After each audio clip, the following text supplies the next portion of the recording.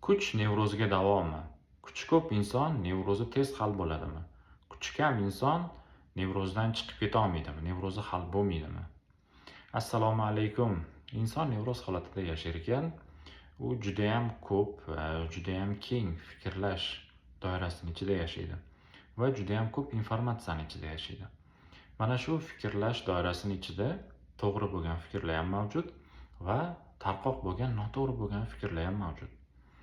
Ko'p holatlarda inson o'z nevrozini o'z kuchiga to'g'rilaydi. Ya'ni mani kuchim yetmayapti, men kuchsizman, nevrozdan chiqib keta olmayapman. Mani kuchim yetmaydi, nevrozim hal bo'lmaydi. Men kuchsizman.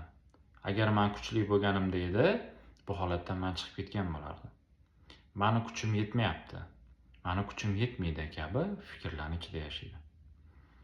Aslida insonni bu fikrlash doirasining tagida ozgina chuqurlashadigan bo'lsak, bolalik turadi.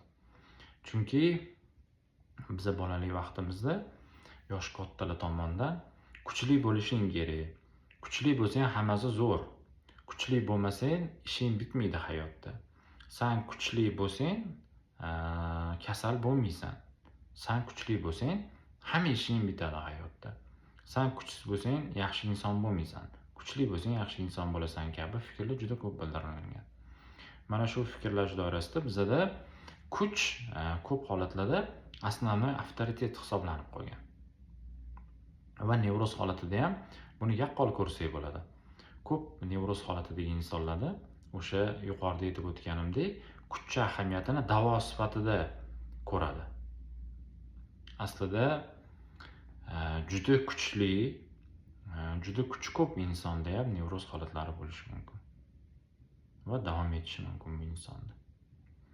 Va juda kuchi kam inson ham o'z nevrozi bilan ishlab, o'z nevrozini hal qilishi mumkin. Xalq tilida aytganda, buni hal qilib nevrozdan chiqib ketishi mumkin. Hozirgi bizdagi kuch o'z nevrozimizni bemalol hal qilib, bu vaziyatga oydinlik kiritish uchun bemalol yetarli bo'ladi. Hozirgi bizning kuchimiz ham bemalol nevroz holatimizni hal qilgani yetadi.